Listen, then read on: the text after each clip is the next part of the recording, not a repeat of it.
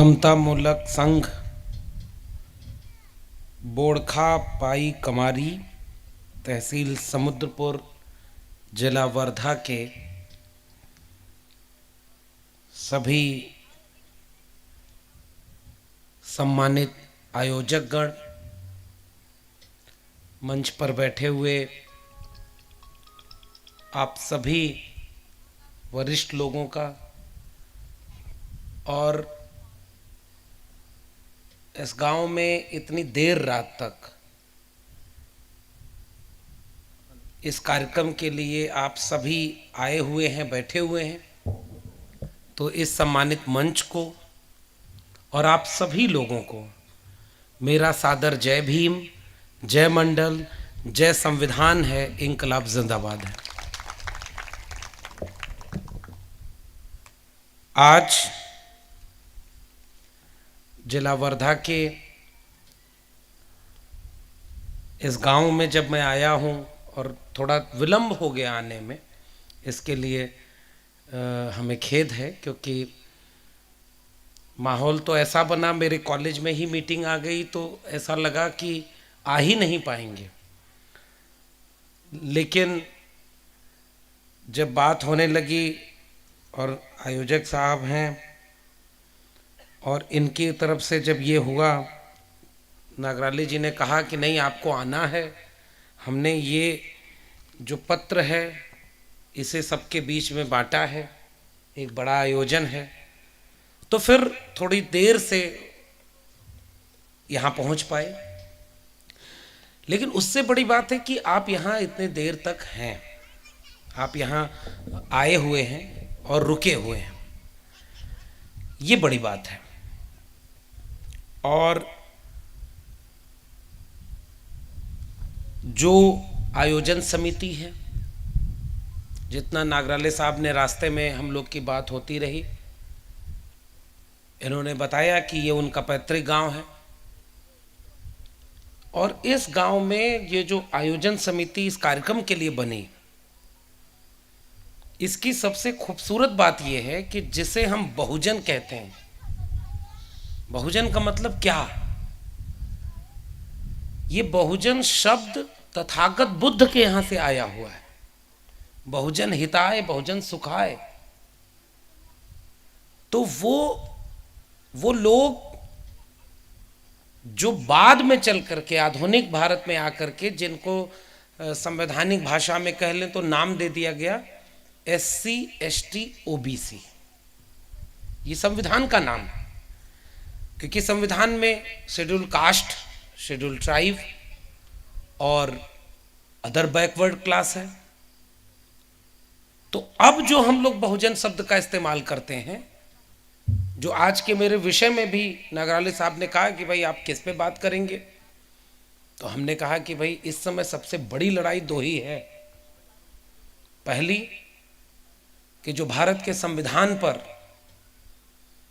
जो बाबा साहब के सपनों का भारत, हम तमाम बहुजन नायकों के सपनों का भारत, जिनकी तस्वीरें आपने सामने लगाई हैं, बाबा साहब की प्रतिमा सामने है इस आयोजन स्थल के, तो ये जगह कितनी महत्वपूर्ण है।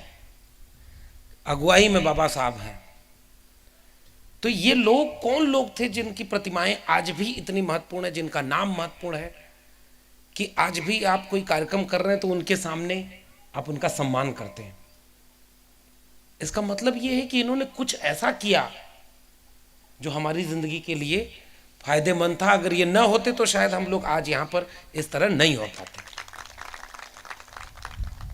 तो एक तो जिम्मेदारी ये है कि जिसे बहुजन कह रहे हैं, SC ST OBC, क्योंकि जातियां तो अलग अलग हो सकती हैं, उनका नाम अलग अलग हो सकता है।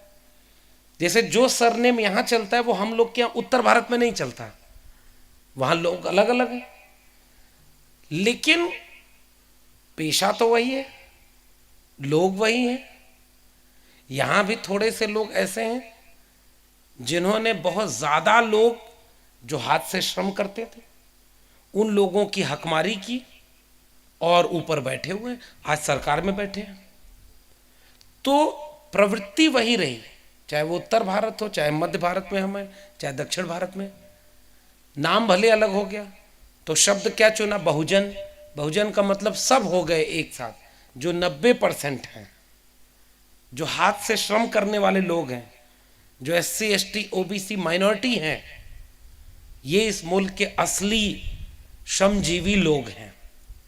तो जो कमेटी बनी उसमें मिलाकर आपने सबको बनाया, इसके लिए मैं आप सबको बहुत बधाई देता हूं, और आप सबके इसलिए कि आपको शुभकामनाएं कि आप इस मिशन को आगे ले चलें। और उसी मकसद से नागराले साहब ने जो चिट्ठी पढ़ी बहुत महत्वपूर्ण है। इस पूरी चिट्ठी का जो मूल है, क्योंकि इसमें 15 लोग जो देश भर के चुने गए जिनको इन्होंने चिट्ठी प्रेषित की, उसमें एक मैं भी हूँ, तो मैं तो बहुत आभारी हूँ कि आपने हमें इस काबिल समझा कि हम भी इस लड़ाई में शामिल हो सकते हैं अपनी आवाज़ के साथ। तो इस पूरी चिट्ठी का मूल क्या है, और ये बहुत महत्वपूर्ण है, और मैं बहुत खुश हूँ इस बात से कि वर्धा जैसी जगह से लोग, ऐसे लोग हैं जिन 3 लोगों का, MR नागराले साहब हैं, DB मडावी साहब हैं और NR भोयर साहब हैं, इन लोगों ने मिलकर के इस चिट्ठी में क्या सोचा कि भाई इस समय इस देश में जो लोग राज कर रहे हैं वो ऐसी नीतियां बना रहे हैं कि उनकी नीति बनाने सरकार जैसे चला रहे हैं, उससे ऐसा लगता है कि कुछ साल बाद हमारी अगली पीढ़ी के लोगों के पास कुछ बचेगा ही नहीं। जैसे इसमें उन्होंने चिंता क्या जाहिर की कि भाई आरक्षण खत्म हो रहा है, यही ना है? आरक्षण मतलब क्या? आरक्षण की जरूरत क्या? इस देश में आरक्षण को भी गाली दी गई, बैसाखी है, भीख है, कमजोर लोग चले आते हैं। आप लोग गांव के लोग हैं, आप लोग भी इस बात को समझते हैं। तो उनको क्या अपमानित किया गया, SC ST OBC सबको, कि ये सारे बहुत कमजोर लोग हैं, मेरिट नहीं है इनके पास। मेरिट का मतलब हुनर नहीं है, काबिलियत नहीं है, और उनको आरक्षण दे दिया, यानी कुछ सीटें फिक्स कर दी कि भाई इस पे वही लोग आएंगे। पूरे देश में गालियां दी गई। मैं जिस दिल्ली से चल के आया हूं उसका नाम बहुत बड़ा है, इसलिए आप ये मत समझिएगा कि मैं कोई बहुत बड़ा और कोई खास, अरे हम आप जैसे ही है। हमारा और आपका रिश्ता यही है कि बिरसा, फुले, अंबेडकर, पेरियार से लेकर के तथागत बुद्ध हमारी वैचारिकी में, इसलिए हम और आप एक हैं, और कोई फर्क नहीं है। उन जगहों पर बड़े बड़े जो विश्वविद्यालय बने, बड़ी बड़ी यूनिवर्सिटी बनी, स्कूल कॉलेज बने, रिजर्वेशन तो वहां मिला। सरकारी शिक्षा, यानी सरकार जो शिक्षा देती है सरकारी स्कूल में, सरकारी डिग्री कॉलेज में, सरकारी विश्वविद्यालय में, उनमें सीटें फिक्स कर दी।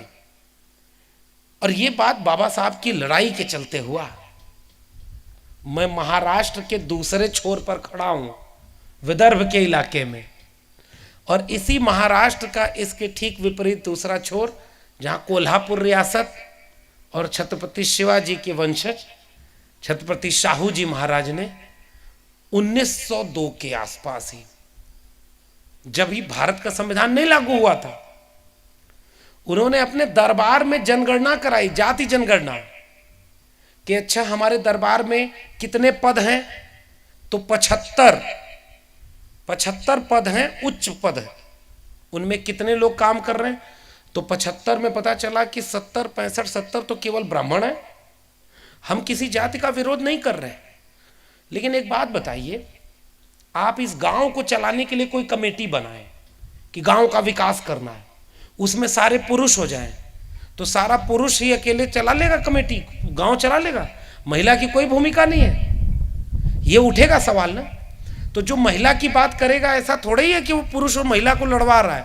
वो ये कह रहा है कि जब इस देश में एक परिवार चलाने के लिए पुरुष और महिला की बराबर की भूमिका होती है, हम लोगों के परिवार में ये समझाया ही नहीं गया, पुरुषों को समझाया ही नहीं गया कि अगर महिलाएं घर का काम न, जो तुमसे ज्यादा श्रम का है, लेकिन उसको तुमने श्रम माना ही नहीं।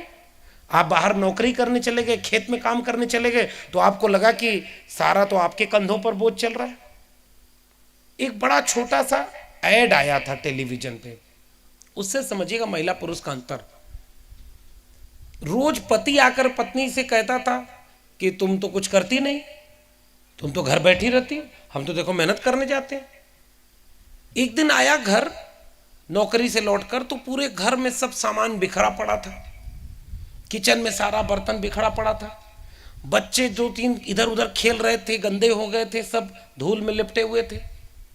वो डर गया, घबरा गया, अंदर जाके देखा, पत्नी से पूछा ये सब क्या हुआ, पूरे घर में तबाही मचा रखी है, सब ठीक तो है?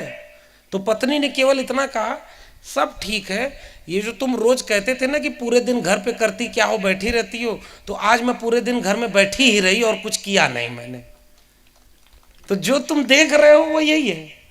हम पुरुषों को तो समझाया ही नहीं गया कि महिलाएं क्या करती। तो जैसे आप जब जानते हैं कि परिवार में सब बराबर होते हैं, आप इस गांव में चला रहे हैं, गांव में ये कमेटी बनाया है इन लोगों ने।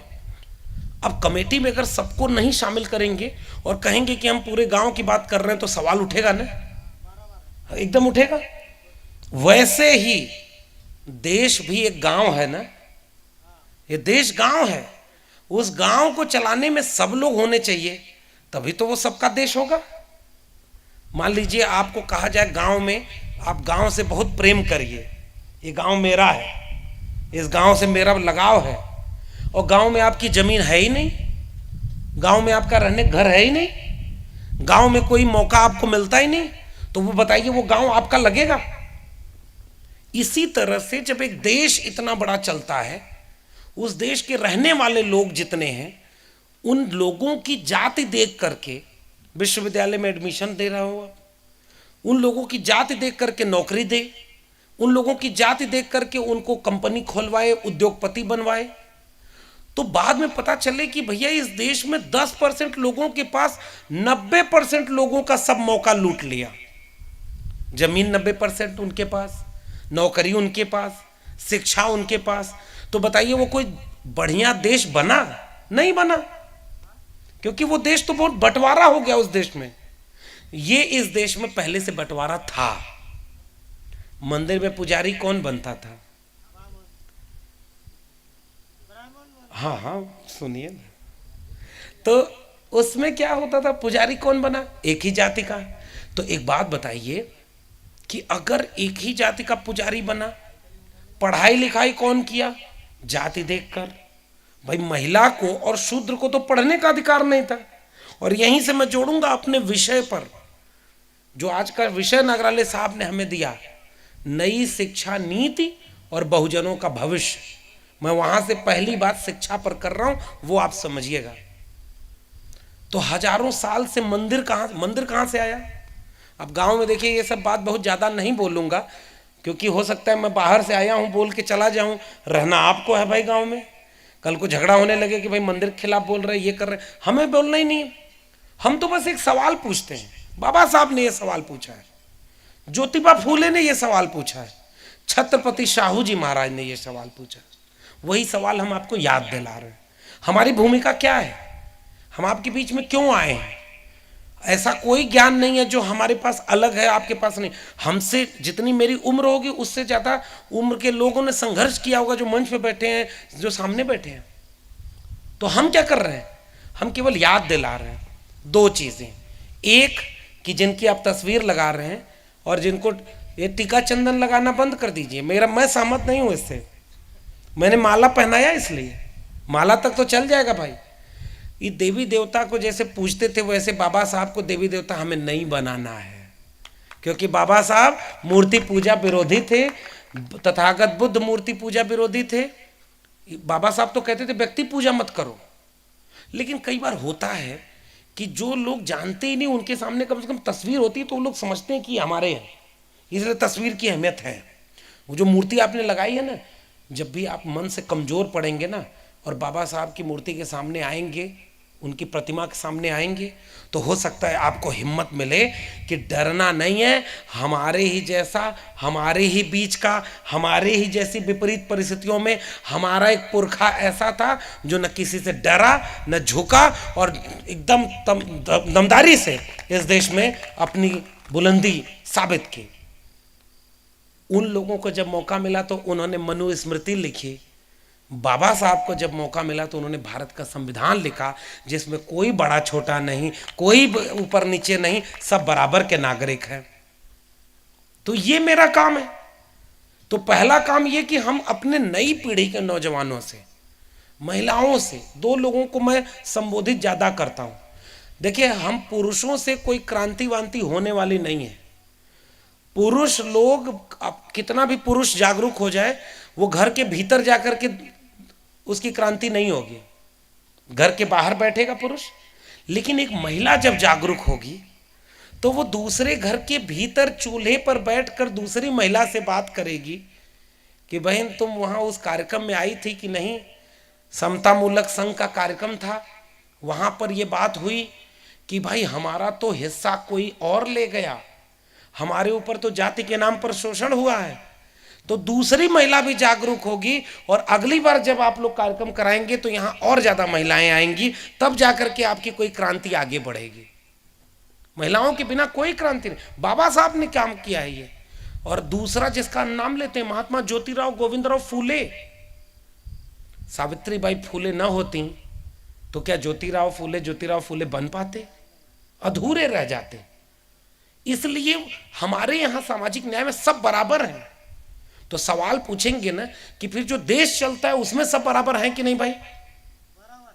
और उसके सवाल में ये सवाल सबसे महत्वपूर्ण है कि भाई देश चलने का मतलब क्या है।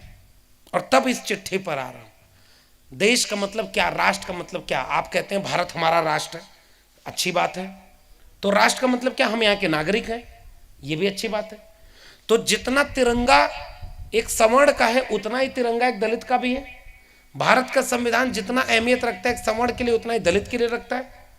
इसका मतलब यह है कि इस देश में जो कुछ भी मौका मिलना चाहिए, जितना ब्राह्मण को मिलना चाहिए उतना दलित को भी मिलना चाहिए, जितना पुरुष को मिलना चाहिए उतना महिला को मिलना चाहिए, जितना अमीर को मिलना चाहिए उतना गरीब को भी मिलना चाहिए, जितना शहर में रहने वालों को मिलना चाहिए उतना गांव के भी लोगों को मिलना चाहिए। तभी ना भारत एक देश बनेगा। लेकिन आपका भारत में स्थिति क्या है बताइए? आपके गांव में कोई बढ़िया, इस पूरे इलाके में कोई डिग्री कॉलेज, कोई स्कूल उस तरह से है जितना होना चाहिए? इसलिए जब हम लोग ये सवाल उठाते हैं कि इस समय इस देश में खतरा क्या है, खतरा यह है कि शिक्षा बर्बाद की जा रही है। कैसे बर्बाद की जा रही है? शिक्षा बर्बाद कर रहे हैं, नौकरी बर्बाद कर रहे हैं। और बर्बाद करने का आसान भाषा मतलब क्या है? दो ही काम होता है शिक्षा को बर्बाद करने का। या तो सबको पढ़ने मत दो, और या तो पढ़ने दो तो ऐसी चीज पढ़ाओ जिससे उसका कोई फायदा ना हो। डिग्री ले लो, डिग्री लेके घूमो। इसलिए बाबा साहब की लड़ाई, महात्मा ज्योतिराव फूले की लड़ाई, साहू जी की लड़ाई, इस तमाम लोगों की लड़ाई का मतलब क्या था? हिस्सेदारी। और इसलिए छत्रपति साहू जी महाराज ने जब अपने दरबार में गणना कराई कि 75 में से 70 केवल ब्राह्मण मंत्री बने बैठे हैं उच्च पदों पर, और मध्य पदों पर 50 में 45 ब्राह्मण बैठे हैं, तो इसका मतलब वो दरबार पूरे राज्य का हुआ क्या? नहीं हुआ। उसमें तो थोड़े से लोगों को बहुत ज्यादा मौका मिल गया, और जो बहुत ज्यादा लोग थे उनको मौका ही नहीं मिला। तब हमारे पुरखे ने, छत्रपति शिवाजी के वारिस छत्रपति साहू जी महाराज ने पहली बार इस भारत देश में 1902 में 50% आरक्षण गैर ब्राह्मण जातियों को दे दिया कि जितना उनका हक है उतना तुम्हारा हक है। 50% लोगों को ये सीटें सुरक्षित की जाएंगी ताकि इनकी हिस्सेदारी हो। तब जाकर के आरक्षण बना, जिसे बाबा साहब जब आए, भारत का संविधान बनाने की प्रारूप समिति के अध्यक्ष जब बने, तब उन्होंने कहा कि भाई इस देश को राष्ट्र बनना है। अभी ये राष्ट्र है नहीं, क्योंकि बहुत अंतर है यहां के लोगों में। तुमने जातिवाद करके कुछ लोगों को इतना कमजोर बना दिया। कमजोर थे नहीं, कमजोर बनाया। अच्छा, कमजोर रहते तो ये अशोका द ग्रेट कौन है भाई? मौर्य वंश, मगध वंश, इतिहास में पढ़ते हैं ना हम लोग। मगध साम्राज्य था, मौर्य साम्राज्य था, पाल प्रतिहार साम्राज्य था, है वंश था, गोंडवाना लैंड था, भीलवाड़ा था, जाट गुर्जरों की राजे थे, और उनको बाद में क्या बना दिया, उनको कहा कि तुम शूद्र हो। महात्मा ज्योतिबा फूले ने अपनी किताब में लिखा है कि जितने लड़ने वाले लोग थे, ताकतवर लोग थे, जब आर्य बाहर से आए तो जो उनसे झुक गए उनको उन्होंने क्षत्रिय राजपूत बना दिया, जो लड़ गए उनको शूद्र बना दिया। हम शूद्र थे नहीं, हमें शूद्र बनाया गया। इसके लिए ग्रंथ लिखे। तब बाबा साहब ने अपनी किताब में लिखा एनिलेशन ऑफ कास्ट, जाति का विनाश में, जाति का विनाश में कहा इस जाति व्यवस्था को खत्म करना है। तो आज इस देश में सबसे बड़ी लड़ाई क्या हो गई, जाति के नाम पर भेदभाव हो गया। किसी के पास ज्यादा है, किसी के पास कुछ भी नहीं, और दोनों का गैप क्या है, जाति। तो राष्ट्र नहीं बन पाए ना। बाबा साहब ने 26 नवंबर 1950 को दिल्ली में संविधान सभा की बैठक में एक बात कही कि देखो भाई, भारत का संविधान तो बन गया, हमने 15% आबादी दलितों की थी तो 15% आरक्षण दलितों को दे दिया, 7.5% आबादी आदिवासियों की थी तो 7.5% आरक्षण आदिवासियों को दे दिया। ओबीसी की आबादी का पता नहीं है अभी, इसलिए हमने अनुच्छेद 15, अनुच्छेद 16(4) ये सब बना दिए और अनुच्छेद 340 बना दिया है कि पहले जो पिछड़े रह गए, जो न दलित हैं न आदिवासी हैं, लेकिन वो सामाजिक और शैक्षणिक रूप से बहुत पिछड़ गए, इस देश को चलाने में, इस देश को बनाने में, उनके लिए आयोग बनेगा। और उसी अनुच्छेद के आधार पर 2 आयोग बने। पहले काका कालेलकर आयोग बना, ओबीसी के लोगों ध्यान से समझना, काका कालेलकर आयोग बना, नहीं रिपोर्ट लागू हुई।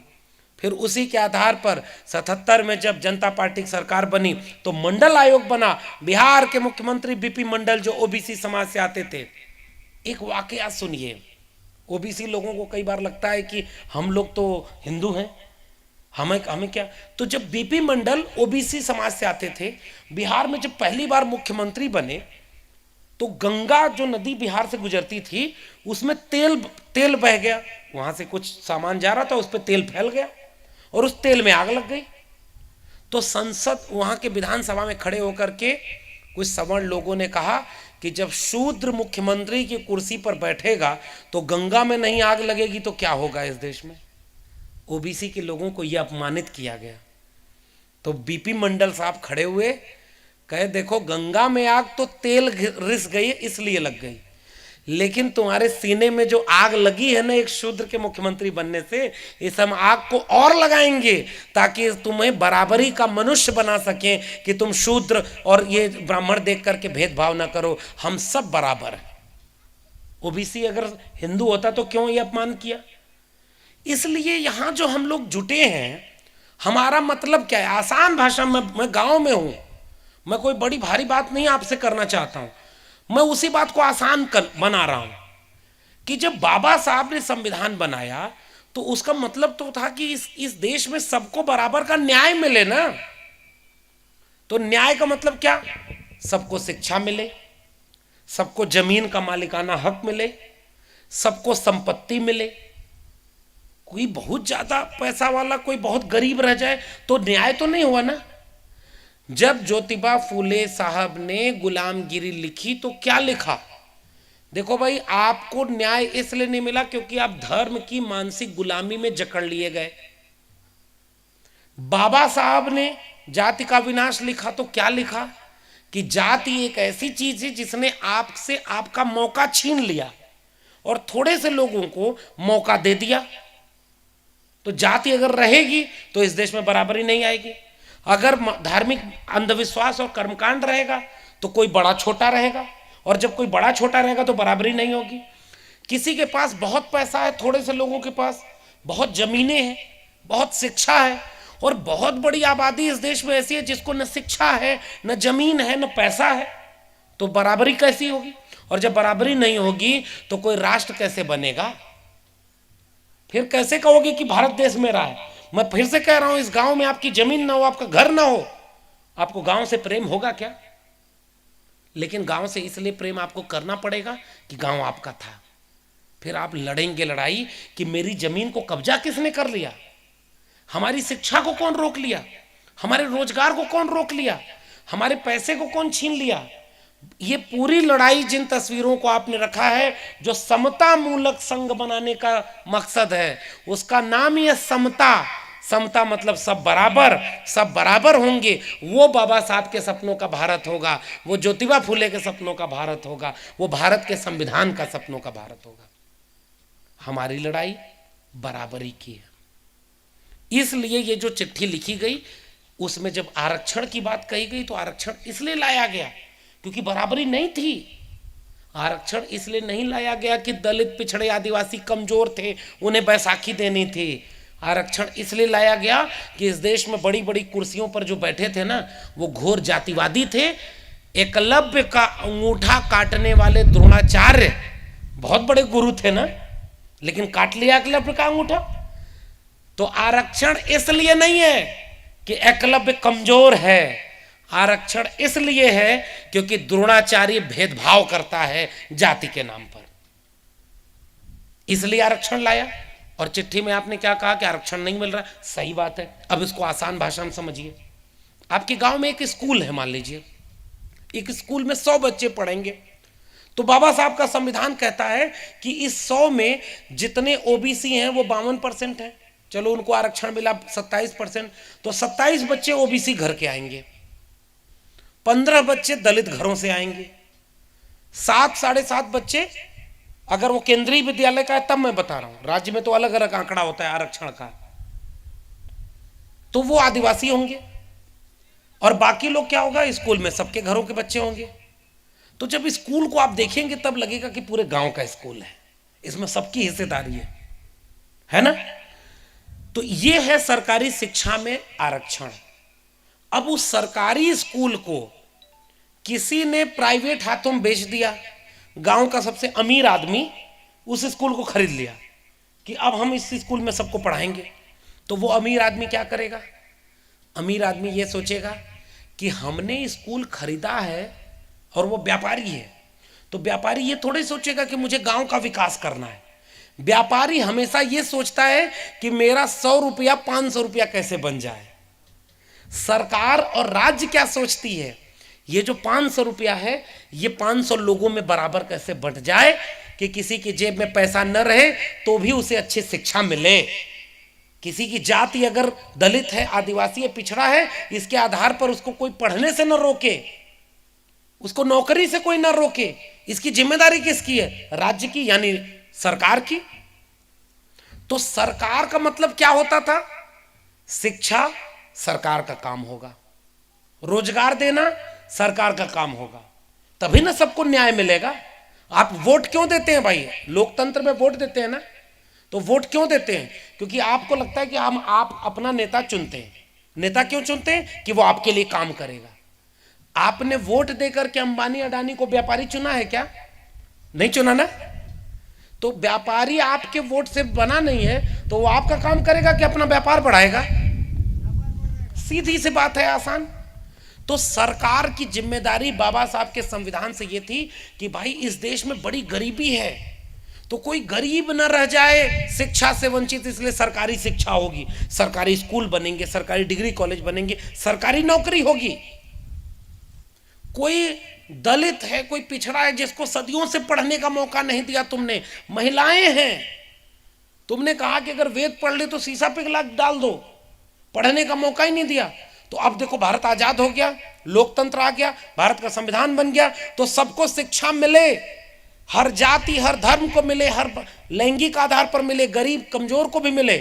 ये जिम्मेदारी किसकी, उस नेता की जिसको तुमने वोट देकर के नेता बनाया था। ये राज्य की जिम्मेदारी थी। अब राज्य क्या कर रहा है, आपकी शिक्षा और रोजगार दोनों को व्यापारियों के हाथों, पूंजीपतियों के हाथों बेच रहा है। अब इससे नुकसान क्या हो रहा है, सरकारी अगर स्कूल था तो उसको चलाता कौन था, सरकार। तो सरकार 1 रुपए फीस लेती थी, बहुत बुजुर्ग लोग बैठे हुए आप लोग जानते होंगे सर, मैं 300 रुपए सालाना फीस थी तब मैं पढ़ पाया इलाहाबाद विश्वविद्यालय में। वही फीस मुझे अमन भाई ये लगता है कि 3000 भी होती ना तो शायद हम नहीं पढ़ पाते। हम लोग इस परिवार से थे, अगर 300 रुपया की बजाय वो 3000 होती तो हम नहीं पढ़ पाते। 1 रुपए फीस हुआ करती थी, गांव में लोग चले जाते थे, पढ़ते थे, थोड़ा समय बना, हाथ से जो कुदाल फावड़ा चलाने वाले हाथ थे, जो मैला उठाने वाले हाथ थे, जो श्रम करने वाले हाथ थे, पीढ़ियां खप गई उसी काम को करते हुए। कि तुमने जानबूझ के उनको कह दिया कि तुम मैला ढोगे, तुम किसान हो, तुम मजदूर हो, तुम ये हो, तुम वो हो।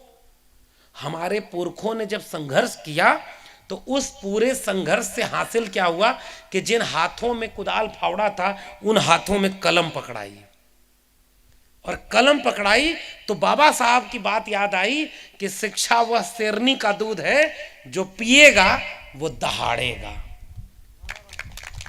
ये पूरी लड़ाई है सामाजिक न्याय की, समता मूलक समाज की लड़ाई, शिक्षा की लड़ाई।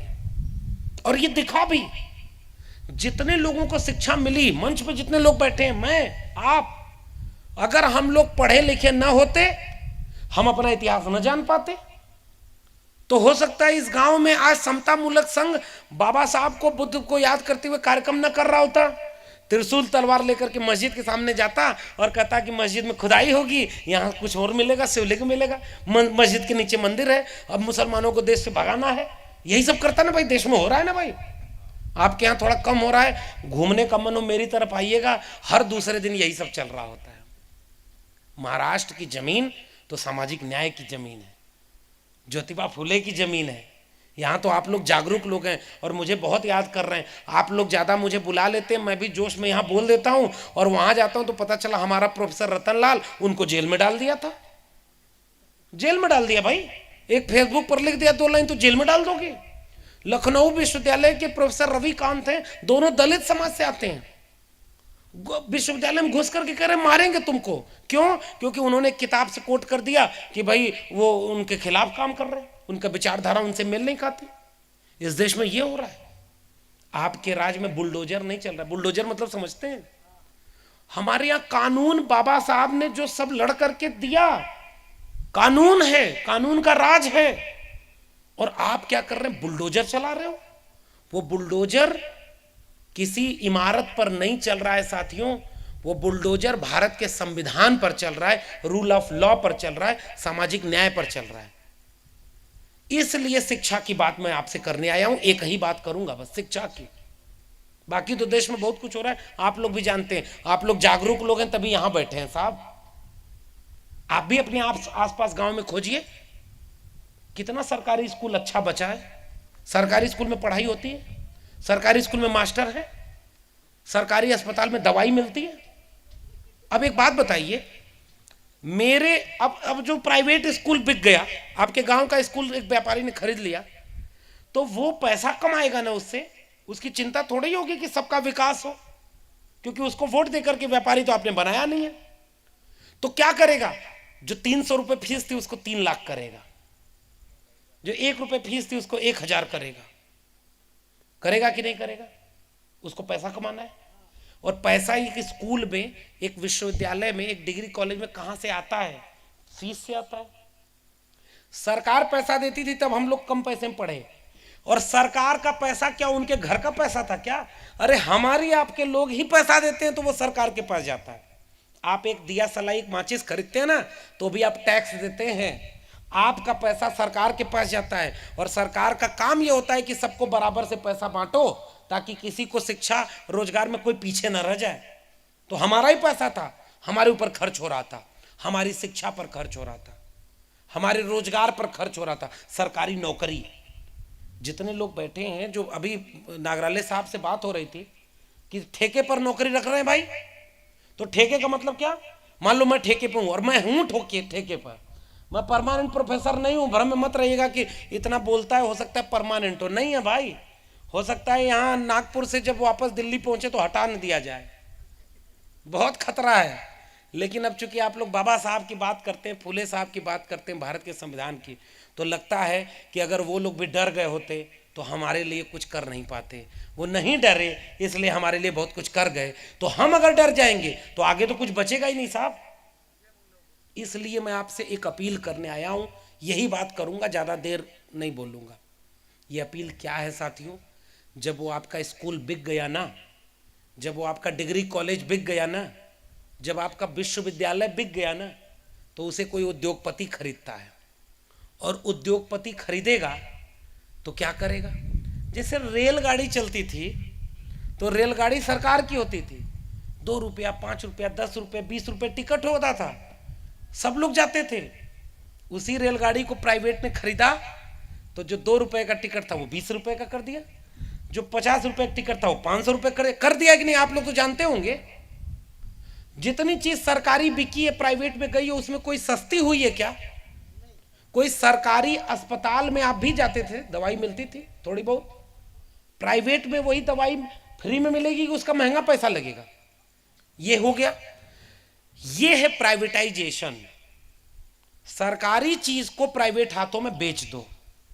तो हमारी शिक्षा को, सरकारी शिक्षा को, जिस सरकारी शिक्षा ने भरोसा इस देश के नागरिकों को दिया था, तुम्हारी जेब में पैसा होगा कि नहीं तुम्हें शिक्षा मिलेगी, तुम्हारी जाति खराब है, कमजोर वाला, हालांकि कोई खराब और कमजोर जाति होती नहीं, ये तो उन कुछ दिमाग के, जिसको ज्योतिबा फुले कहते थे कलम कसाई, उन्होंने बना दिया, कहा कि तुम शूद्र हो। अरे किस बात का शुद्ध?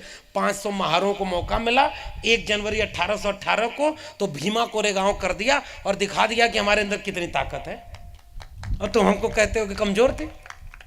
इस देश में जब जब एक ओबीसी को, एक दलित को, एक आदिवासी को मौका मिला, उसने साबित किया, चाहे शिक्षा में, रोजगार में, देश चलाने में, कहीं भी। इसलिए कोई कमजोर हम नहीं है, किसी से दब के मत रहा करिए। आप कहिए कि कमजोर तो तुम थे जो तुमको मंदिर का चंदे से जीवन यापन करना पड़ा, हम तो श्रम करके जीवन यापन करते थे, हम लोग मेहनत कश लोग हैं, और तुम मंदिर में बैठ के आरक्षण लिए हो। 100% आरक्षण इस देश में जानते हैं कब से लागू है? जब से मंदिर में पुजारी बन गए।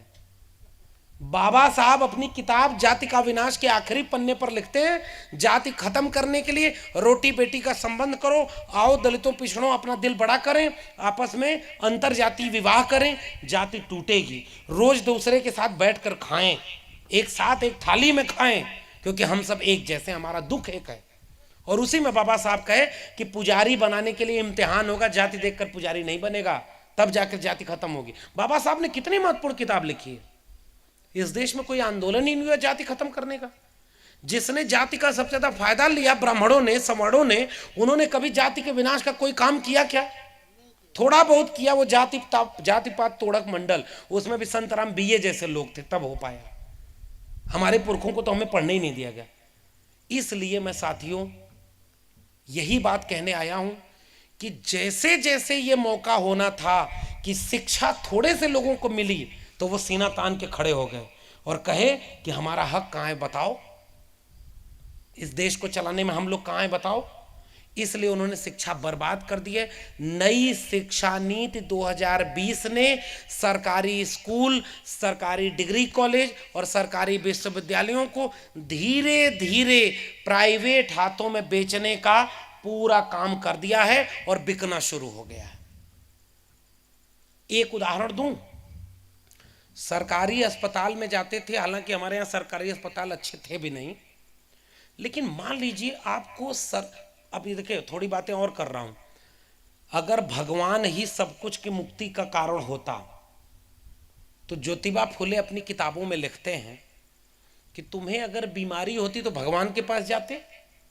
अगर मान लीजिए मुझे सर दर्द मेरा कर रहा है, मैं बहुत दूर से सफर करके आया हूं, तो मैं जाऊं एक हनुमान चालीसा पढ़ने लगूं, सर दर्द ठीक हो जाएगा? रामचरितमानस पढ़ने लगूं ठीक हो जाएगा? नहीं भाई, एक टैबलेट खाऊंगा 10 मिनट में ठीक हो जाएगा। होता है कि नहीं? ज्योतिबा फुले का एक नाटक है तृतीय रत्न। उस नाटक में ज्योतिबा, मैं बार बार ये सुनाता हूं लोगों को, गांव के लोगों, इसको समझिएगा आसानी से। मानसिक गुलामी। एक आदमी बहुत गरीब था, कमजोर था, पंडित जी के पास गया, क्योंकि ज्ञानी तो वही लोग माने जाते थे, तो उनसे जाकर कहा कि मेरे जीवन में बड़ा दुख है साहब। तो उसने कहा कि हम तुम्हारा पतरा देख रहे हैं कि शनि तुम्हारा ठीक नहीं है, शनि ठीक नहीं है। तो कहा कैसे ठीक होगा? कहा हवन कराना पड़ेगा। कहे कैसे होगा? कहा बड़ा पैसा खर्च होगा। कितना खर्च होगा? 10,000 खर्च होगा मान लो। आदमी कहा कि ये तो ज़्यादा है, मेरे पास इतना पैसा नहीं है। पंडित ने कहा कि अच्छा चलो 50% सेल लगा देते हैं तुम्हारे लिए, 5,000 में कर देंगे। उसने कहा नहीं साहब 5,000 भी नहीं है। करते करते वो आदमी से पंडित जी बोले कि अच्छा चलो 100 रुपया दे दो, 1 हफ्ते के लिए तुम्हारा शनि ठीक कर देता हूँ। ज्योतिबा फूले लिखा है। तुम्हारा फिर जब पैसा हो जाए तो करवा लेना।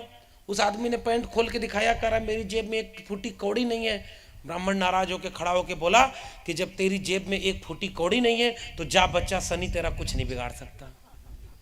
हम किसी धर्म के खिलाफ नहीं बोल रहे, हम किसी मंदिर के खिलाफ क्यों बोलेंगे? बस हम एक सवाल पूछते हैं, मंदिर हमारा था तो मंदिर में हमको जाने क्यों नहीं दिए? आसान सवाल है ना। मंदिर हमारा था तो महिलाओं को मंदिर में क्यों नहीं जाने दिए? महिलाएं पुजारी क्यों नहीं बनी मंदिर में? सारे पुजारी पुरुष ही क्यों बने? हमारे सवाल है, हम आपका विरोध नहीं कर रहे। जाओ भाई, तुम अपना मंदिर, अपने देवी देवता लेके जाओ। हमारे पुरखों ने हमको सिखाया है। इन्होंने क्या कहा, इन मंदिरों से मुक्ति मिलती तो इस देश में तो जाने कितने मंदिर थे। मुक्ति किससे मिली? स्कूल, कॉलेज और विश्वविद्यालय से। उससे पढ़ाई मिली, तब जाकर के मुक्ति मिली। इसीलिए ज्योतिबा फूले को घर से किस काम के लिए निकाला गया? मंदिर खोलने के लिए नहीं, स्कूल खोलने के लिए। हमारे पुरखों ने स्कूल, कॉलेज और विश्वविद्यालय की लड़ाई लड़ी। हमारे पुरखों ने शिक्षा की लड़ाई लड़ी, और सरकारी शिक्षा आज नई शिक्षा नीति के नाम पर बेच दी गई है। आसान भाषा में इतना बता रहा हूं। और बेचने का मतलब यही है कि जो शिक्षा 500 रुपए, 1000 रुपए मिलती थी, उसी शिक्षा का आप 50,000, 1 लाख देना पड़ेगा। 1 लाख रुपया किसके पास है?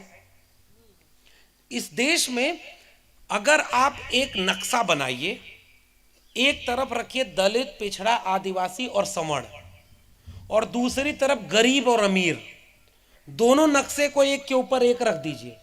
90 से 95% गरीब, 90 से 95% दलित, पिछड़े, आदिवासी में पाए जाएंगे। आसान भाषा में ये बात सही है कि नहीं? जमीन का मालिकाना हक आपके गांव में पता नहीं, मेरे यहां तो एकदम साफ बंटवारा है साहब। जातियां देख करके जमीन है, दलितों के पास जमीन है ही नहीं। इस देश में 15% दलित हैं और 1% से भी कम जमीन उनके पास है। तो जब नक्शा बना के दोनों को रखेंगे तो गरीब कौन? यही बहुजन। सबसे कमजोर कौन? यही बहुजन। था नहीं, किया गया, क्योंकि उसका मौका छीना गया। उसे रोहित वेमुला बनाया गया, उसे पायल तड़वी बनाया गया, उसे एकलव्य बनाया गया, उसे शंभुक बनाया गया। वो कमजोर था नहीं, उसे कमजोर बनाया गया। तब जाकर के हम आपसे अपील करने आए हैं, वर्धा के गांव के लोगों, दूर तक सोचिएगा। सरकारी शिक्षा बर्बाद हो गई, 1 लाख रुपए फीस हो गई, कैसे आप अपने बच्चों को पढ़ाएंगे? इतना ही नई शिक्षा नीति ने किया है, क्योंकि सरकार पैसा नहीं देगी। अब पैसा कहां से लेना है? व्यापारी देगा। तो व्यापारी पैसा लगाएगा तब पैसा मिलेगा। इतना ही नई शिक्षा नीति ने किया है। आसान भाषा में, कोचिंग करो, कोचिंग में फीस दो 1 लाख रुपए, 5 लाख रुपए, उसके बाद डिग्री लेने जाओ। क्यों? क्योंकि मैं कोई कहानी नहीं बता रहा हूं। दिल्ली कभी जाइए तो Ashoka, Galgotia, lovely professional university, private university बनी बनी है, बड़ी बड़ी मॉल की तरह खड़ी है। आप उसमें जाएंगे, हमारे आपके घर के बच्चे जाते हुए डरते हैं कि अरे ये क्या खड़ा है, इतना बड़ा माल, इतने बड़े लोग। एक आदमी गांव का चला गया साहब, शहर में देखने लगा बिल्डिंग। दूसरा आदमी जो धूर्त था वो देखा, कहा कि गांव वाला है, इसको लूट लेना है। तो उसने कहा ये सरकारी बिल्डिंग है, इसको देखना गुनाह है। तो कहा नहीं साहब, मैं तो इसमें गिन रहा था कितने फ्लोर है। गांव से था, पहली बार गांव से वहां गया था। तो कहा कि इसका तो जुर्माना लगता है। तो कहा कैसे? तो कहा 5 रुपया हर मंजिल के हिसाब से तुमको जुर्माना देना पड़ेगा। कितनी मंजिल है? तो कहा 25। तो कहा 25 गुणे 5, इतना रुपया तुम्हारा बन रहा है, इसको दो। पैसा ले चला गया। तो जो दूसरा उसके साथ शहर वाला था वो आके बोला क्या वो हुआ? तो उसने ये बात बताई। तो उसने कहा मैं तुमको समझा रहा था ना, शहर वाले बहुत लूट लेते हैं, देखो तुमको मूर्ख बना के चला गया ना। ऐसा कोई नियम नहीं होता कि सरकारी बिल्डिंग गिन लोगे तो पैसा लगेगा। तो गांव वाला क्या बोल रहा है, अरे वो क्या मूर्ख बनाएगा, मूर्ख तो हम उसे बना के, ये 30 मंजिला बिल्डिंग थे, हमने उसे 25 ही बताया है। हम गांव वाले बड़े सीधे साधे लोग होते हैं। लेकिन अब सीधे साधे मत बने रहिएगा, क्योंकि आपका सब कुछ भविष्य लूटा जा रहा है। इसीलिए समझदारी कौन ले आएगा? शिक्षा। तो नई शिक्षा नीति में बहुजनों का भविष्य खत्म किया जा चुका है। और आज भी मैं कह रहा हूं, खत्म कैसे किया गया? 2019-18 तक इस देश के 596 कुलपति जो थे, उनमें 6 कुलपति दलित, 6 कुलपति आदिवासी और 36 ओबीसी थे। 550 कुलपति सवर्ण भरे बैठे थे। मैंने आरटीआई लगाई थी 2020 में, और 1 जनवरी 2020 को जो देश के विश्वविद्यालयों में पता है 90% वो लोग हैं जो 10% आबादी रखते हैं, और जिनकी आबादी 90% है वो 10% भी नहीं है। इसलिए मैं कह रहा हूं शिक्षा बर्बाद हो गई। जब सरकारी शिक्षा हो जाएगी तो आरक्षण खत्म। भाई प्राइवेट में तो आरक्षण है नहीं, सरकारी नौकरी खत्म हो गई तो आरक्षण खत्म हुआ कि नहीं हुआ बताइए। प्राइवेट में ठेकेदार आरक्षण देख के नौकरी देता है क्या? इसलिए बहुजनों का भविष्य भारत के संविधान में है। बहुजनों का भविष्य राष्ट्र और राज्य को मजबूत करने में है। बहुजनों का भविष्य शिक्षा और रोजगार में है। बहुजनों का भविष्य इस देश को बराबरी का देश बनाने में है। बहुजनों का भविष्य मंदिर मस्जिद की लड़ाई में नहीं है। बहुजनों का भविष्य रोज ये इस पार्टी उस पार्टी करके भारत का संविधान लूट रहे हैं और पूंजीपतियों को पूरा देश बेच रहे हैं, इसमें भारत का भविष्य नहीं है। स्कूल कॉलेज इसलिए जरूरी था कि आप अपने बच्चों को पढ़ाएंगे तो वो अपना जीवन बदलेगा, परिवार का जीवन बदलेगा। इसी समय इसी गांव में पूछ लीजिएगा साहब, जिन लोगों ने 1 रुपया बचाकर अपने बेटा बेटी को पढ़ाया, उसमें भी लोग बेटे को ज़्यादा पढ़ाते हैं, बिटिया को नहीं पढ़ाते। महिलाओं को, यहाँ इतनी सारी महिलाएं लोग बैठी हुई हैं और पुरुषों को भी ये बात अच्छे से पता है। मैं जब पढ़ा तो मेरे लिए ज़्यादा मौका मिला, मेरी बहन को मौका कम मिला। जब ग्रेजुएशन करने लगी तो कहा शादी कर दो इसकी। बहन ने एक दिन मैसेज किया, बड़ी बड़ी बात बतियाते हो जाके बाहर और तुम मेरे लिए नहीं बोलोगे। तब जाकर घर में लड़ा और मैंने कहा कि इसकी भी शादी नहीं होगी, ये जब तक पढ़ेगी, जब तक अपने पैर पे खड़ी ना हो जाए इसका शादी नहीं होगी। ये है बाबा साहब के सपनों का भारत। सबको बराबर का हक मिलना चाहिए, इसलिए। और बराबर का हक कब मिलेगा? जब उसको पढ़ाई करने का मौका देंगे, जब उसको अपने पैरों पर खड़े होने का मौका देंगे। आज इस देश में आपके भारत के संविधान को प्राइवेट हाथों में बेचा जा रहा है और उसी समय लोग भगवा संविधान बना रहे हैं, बाबा साहब को अपमानित कर रहे हैं और उन पर कोई कार्रवाई नहीं हो रही है। और हमारे प्रोफेसर रतन लाल 2 लाइन लिख दें तो जेल में भेज दे रहे हैं। प्रोफेसर रविकांत लखनऊ विश्वविद्यालय के थे, जेल में भेज रहे हैं उनको। कल को हमें भी कर सकते हैं, कल को आयोजकों को कह लेंगे कि भाई आप बड़ी बड़ी बात कर रहे हो, झूठे मुकदमे में फंसाकर जेल में डाल दो। प्रोफेसर हनी बाबू हमारे दिल्ली विश्वविद्यालय के थे, उनको 2 साल से जेल में डाले हुए हैं। प्रोफेसर आनंद तेलतुंबड़े बाबा साहब की रिश्तेदारी में आते हैं, बहुत बड़े विचारक हैं, 2 साल से जेल में है भाई। हम आप तो फिर भी फ्री हैं, यहां खड़े हैं। तो हमारी आपके हिस्से की लड़ाई कोई और लड़ रहा है तो कम से कम अपने हिस्से की लड़ाई लड़े। तो आखिरी निवेदन मेरा है, पता नहीं मेरी बात कितनी बन पाई, लेकिन मैं हर जगह केवल एक अपील कर रहा हूं, इस देश को बचाना है तो पहला काम भारत के संविधान को बचाना होगा। इस देश को बचाना है तो सरकारी शिक्षा, सरकारी नौकरी और सरकारी संपत्ति को बचाना होगा, क्योंकि उसे हमारे पुरखों ने बनाया था और उसे ये लुटेरे कुछ बेचने आ गए, अपने दोस्तों के हाथों बेच रहे हैं। इस देश को बचाना है तो साझी सांस्कृतिक विरासत को बचाना होगा। हम सब मिलजुल करके रहें, किसी के इस खिलाफ नफरत ना हो, किसी के खिलाफ हमें नफरत नहीं करनी। इस देश को बचाना है तो बहुजनों, 90% वंचित शोषित लोगों, किसानों, मजदूरों, दलितों, पिछड़ों, महिलाओं, आदिवासियों, सबको लेकर के एक सवाल पूछने की जरूरत है कि यह देश हमारा है तो इसके सारी चीज़ों में हमारी बराबर की हिस्सेदारी है। हम इस देश को अच्छा बनाने के लिए, इस भारत के संविधान को बचाने के लिए डॉक्टर अंबेडकर, डॉक्टर राम मनोहर लोहिया, भगत सिंह, ज्योतिबा फूले, सावित्रीबाई फूले, छत्रपति शाहू जी महाराज और तमाम नारायण गुरु से लेकर के पेरियार, तथागत बुद्ध, कबीर, रैदास, इन लोगों के भारत को बचाने के लिए अपने बच्चों को पढ़ाइएगा। 2 रोटी कम खाइएगा लेकिन अपने बच्चों को शिक्षा जरूर दीजिएगा। घर में पुताई रंगाई ना हो चल जाएगा, उनको किताब खरीद के दीजिएगा।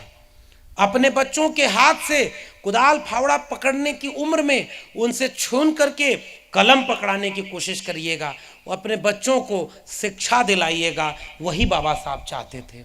बाबा साहब ने अपना परिवार बर्बाद कर दिया ताकि हमारा परिवार आबाद हो सके। ज्योतिबा फूले अपना परिवार छोड़ दिए ताकि हमारी पीढ़ियां बदल सकें। भारत का संविधान लागू कराने के लिए, भारत के वंचितों शोषितों की लड़ाई जीतने के लिए जाने कितने लोग मार दिए गए। और हम लोग को समझ में नहीं आ रहा है कितना हमारा सब लूटा जा रहा है। इसलिए अपील करने आया हूं, नागपुर वर्धा के इलाके में आप सभी गांव वासियों का मैं बहुत धन्यवाद अदा करता हूं कि आपने हमें यहां पर बुलाया। हम तो नहीं जानते थे नागराले साहब को, लेकिन इन्होंने कहा कि बाबा साहब को याद करते हुए हम समता मूलक संघ का कार्यक्रम कर रहे हैं। तो जहां हम नहीं भी जानते थे, हमने कहा कि जहां बिरसा, फुले, अंबेडकर, पेरियार हों, वहां तो रिश्ता अपने आप हमारा बन जाता है, और हम आज आपके बीच में हैं। लेकिन यह भाषण, ये बातचीत, ये इतना आयोजन अर्थहीन हो जाएगा जब आज के बाद अगर इस पर हम काम नहीं करेंगे। आयोजक समिति के लोगों से भी मेरा अपील है कि इस मुहिम को और आगे बढ़ाया जाए, लोगों को जोड़ा जाए, लोगों को प्रेम मोहब्बत से एक किया जाए। दलितों, पिछड़ों, आदिवासियों सब लोग एक हो जाओ, क्योंकि हम सब की बीमारी एक है तो इलाज भी एक ही होगा। हम सबको जाति के नाम पर गरीब किया गया है और इस देश को लूटा गया 10% लोगों द्वारा 90% लोगों का। इसलिए आइए एकजुट हों, इस पूरी मुहिम को आगे ले चलें, शिक्षा बचाने की लड़ाई लड़ें, सरकारी स्कूल बचाया जाए, सरकारी डिग्री कॉलेज बचाया जाए, सरकारी अस्पताल बचाया जाए, सरकारी नौकरी बचाई जाए, और सरकार में बैठे अगर लोग भारत के संविधान के खिलाफ काम करें, बाबा साहब के सपनों का भारत बनाने के खिलाफ काम करें, तो उनके खिलाफ भी आवाज उठाई जाए। मूर्ति बना करके बाबा साहब पर माला टहलाने वाले और दिल में गोट से गोलवलकर हेडकवार को जीने वाले क्या आपके हितैषी होंगे क्या? अरे भाई, बाबा साहब को जीते हो तो इस देश में सबको बराबर का हक दो, तब जाके बाबा साहब के तुम वारिस हो। इसलिए इस आयोजन में आए हुए सभी गांव वालों, सभी माताओं, बहनों, बुजुर्गों, नौजवान साथियों, मैं दिल्ली से चल करके आया हूं और आपसे केवल एक अपील करके जा रहा हूं। हमारे सामने आने वाला कल बहुत खतरनाक है और ये सब हमारे सामने हो रहा है। हमारे सामने शिक्षा बेची जा रही, हमारे सामने नौकरी बेची जा रही, रेलवे बेच दिया, बैंक बेच दिया, सरकारी नौकरियां बेच दी, कोरोना में लाखों करोड़ों लोग मार दिए गए, सब नौकरी छूट गई, और 2 व्यापारी 500 गुना उनकी संपत्ति बढ़ गई। जिस समय देश में लोग मारे जा रहे थे उस समय व्यापारियों की संपत्ति बढ़ रही है। वही व्यापारी कल को उनको चुनाव लड़वाएगा, ईवीएम गायब करके वो चुनाव जीत जाएगा, फिर हिंदू मुस्लिम करवाएगा, और हमारे आपके बच्चों का भविष्य का क्या होगा भाई? हम लोग बचपन में हमसे लोग पूछते थे कि बच्चे क्या कर रहे हो, तो हम कहते थे 10वीं कर रहे हैं, 12वीं कर रहे हैं, हाई स्कूल कर रहे हैं, इंटर कर रहे हैं। क्या बनोगे बड़े होकर? डॉक्टर बनेंगे, इंजीनियर बनेंगे, प्रोफेसर बनेंगे, आईएएस पीसीएस बनेंगे। और आज आपके बच्चों को क्या कहा जा रहा है? बच्चा क्या कर रहा है? हनुमान चालीसा पढ़ता है, कौन सा नौकरी करता है? त्रिशूल तलवार लेकर के मस्जिद पर हमला करने जाता है, यहाँ खुदाई करो, वहाँ खुदाई करो। अरे ये हमारे बच्चों का काम का है क्या? इस देश में हमारे बच्चों के लिए यही चिंता है? मंदिर के नीचे मस्जिद, मस्जिद के नीचे मंदिर। अरे खुदाई कर रहे हो तो थोड़ा गहरी खुदवाना, कहीं हो सकता है तथागत बुद्ध की कोई मूर्ति निकलेगी। इस देश को बुद्ध का देश बनाया गया। इसलिए आप सभी से केवल अपील, बहुत बुरा वक्त आ रहा है, क्योंकि साहब हमसे पूछा जाएगा ना कि तुम्हारी आंखों के सामने शिक्षा बेची जा रही थी, संविधान खत्म किया जा रहा था, बाबा साहब कह के गए थे, बड़ी मुश्किल से ये कारवां यहां तक लाया हूं, इसे आगे ले जाना, और आगे न ले जा पाओ तो वहीं छोड़ देना जहां तक मैं पहुंचाया हूं। ईमानदारी से बताओ गांव वालों, क्या हमारी आंखों के सामने बाबा साहब का कारवां मीलों पीछे नहीं जा रहा है? शिक्षा बर्बाद कर दी, रोजगार बर्बाद कर दिया, संविधान पर हमला हो रहा है, रोज हिंदू मुस्लिम का दंगा हो रहा है, और बहुजनों को जब उनका हक चाहिए होता है तो उनको भटका दिया जाता है कि तुम हिंदू हो।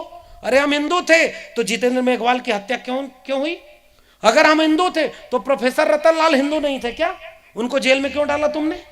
अगर हिंदू है तो प्रोफेसर हनी बाबू, अनंत तेलतुंबड़े हिंदू नहीं थे क्या? अगर ओबीसी हिंदू थे तो आज के दिन मध्य प्रदेश के ओबीसी मध्य प्रदेश बंद कर रहे थे क्योंकि उनका आरक्षण खत्म कर दिया। ओबीसी हिंदू नहीं है क्या?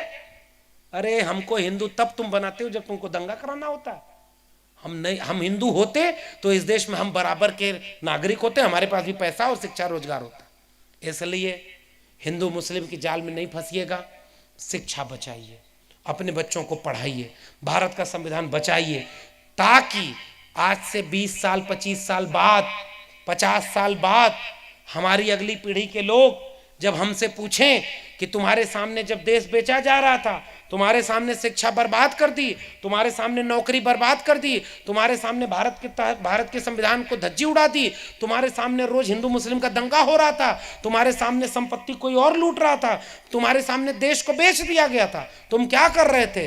कम से कम हम गर्व से कह सकें कि वर्धा के इस गांव में कुछ लोग बैठे थे मंच पर, कुछ लोग, गांव के लोग 11 बजे रात तक बैठे थे कि कैसे हम भारत का संविधान बचा सकते हैं, उसके लिए चिंतित थे। हम कम से कम आने वाली पीढ़ियों की आंख में आंख मिलाकर गर्व से कह सकेंगे कि बच्चों, हम तुम्हारी भविष्य की बचाने की लड़ाई लड़ रहे थे।